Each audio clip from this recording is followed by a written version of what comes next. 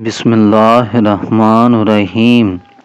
حضرت کعب بن مالک انصاری رضی اللہ تعالیٰ عنہ سے روایت ہے، وہ فرماتے ہیں جنگ خندق کے روز عمرو بن عبدود جو 1000 سوار کے برابر مانا جاتا تھا ایک جھنڈا لیے ہوئے نکلا تاکہ وہ میدان جنگ کو دیکھے۔ جب وہ اور اس کے ساتھ کے سوار ایک مقام پر کھڑے ہوئے تو اس سے حضرت علی رضی اللہ تعالیٰ عنہ نے فرمایا، اے عمرو، تو قریش سے اللہ کی قسم دے کر کہا کرتا تھا کہ جب کبھی مجھ کو کوئی شخص 2 اچھے کاموں کی طرف بلاتا ہے تو میں اس میں سے ایک کو ضرور اختیار کرتا ہوں۔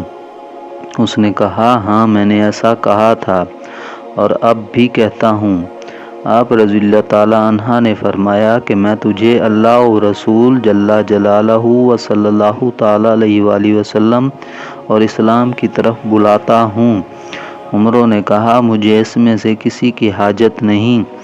حضرت علی کرم اللہ تعالیٰ وجہ الکریم نے فرمایا، تو اب میں تجھ کو مقابلے کی دعوت دیتا ہوں اور اسلام کی طرف بلاتا ہوں۔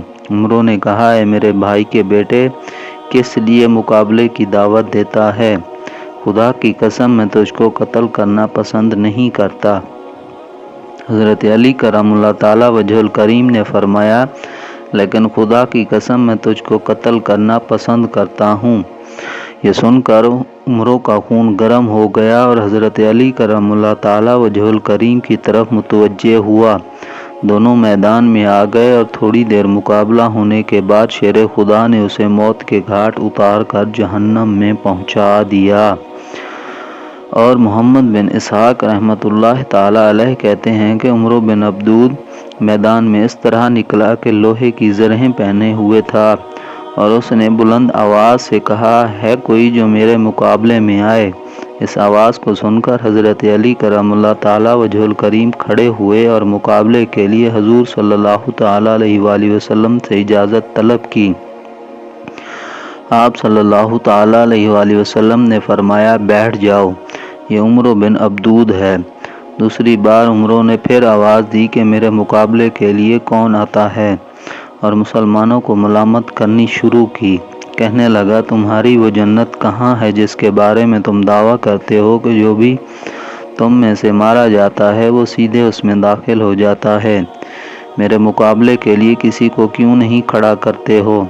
دوبارہ پھر حضرت علی کرم اللہ تعالیٰ وجہ الکریم نے کھڑے ہو کر حضور صلی اللہ تعالیٰ علیہ وآلہ وسلم سے اجازت طلب کی، مگر آپ صلی اللہ تعالیٰ علیہ وآلہ وسلم نے پھر وہی فرمایا کہ بیٹھ جاؤ۔ تیسری بار عمرو نے پھر وہی آواز دی اور کچھ اشعار بھی پڑھے۔ راوی کا بیان ہے کہ تیسری بار حضرت علی نے کھڑے ہو کر حضور صلی اللہ تعالیٰ علیہ وآلہ وسلم سے عرض کیا، یا رسول اللہ صلی اللہ تعالیٰ علیہ وآلہ وسلم، میں اس کے مقابلے کے لیے نکلوں گا۔ آپ صلی اللہ تعالیٰ علیہ وآلہ وسلم نے فرمایا، یہ عمرو ہے۔ حضرت علی کرم اللہ تعالیٰ وجہ الکریم نے عرض کیا، چاہے عمرو ہی کیوں نہ ہو۔ تیسری بار حضور صلی اللہ تعالیٰ علیہ وآلہ وسلم نے آپ رضی اللہ تعالیٰ عنہ کو اجازت دے دی۔ حضرت علی رضی اللہ تعالیٰ عنہ چل کر اس کے پاس پہنچے اور چند اشعار پڑھے جن کا مطلب یہ ہے، اے عمرو، جلدی نہ کر، جو عاجز نہیں ہے وہ تیرے پاس تیری آواز کا جواب دینے والا سچی نیت اور بصیرت کے ساتھ آ گیا۔ ہر کامیاب ہونے والے کو سچائی ہی نجات دیتی ہے۔ مجھے پوری امید ہے کہ میں تیرے جنازے پر ایسی ضرب وسیع سے نوحہ کرنے والیوں کو قائم کروں گا کہ جس کا ذکر لوگوں میں باقی رہے گا۔ عمرو نے پوچھا کہ تو کون ہے؟ آپ رضی اللہ تعالیٰ عنہ نے فرمایا، میں علی ہوں۔ اس نے کہا، عبد مناف کے بیٹے ہو؟ آپ رضی اللہ تعالیٰ عنہ نے فرمایا، میں علی بن ابی طالب ہوں۔ اس نے کہا، اے میرے بھائی کے بیٹے، تیرے چچاؤں میں سے ایسے بھی تو ہیں جو عمر میں تجھ سے زیادہ ہیں، میں تیرا خون بہانے کو برا سمجھتا ہوں۔ حضرت علی کرم اللہ تعالیٰ وجہ الکریم نے فرمایا، مگر خدا کی قسم میں تیرا خون بہانے کو قطعاً برا نہیں سمجھتا۔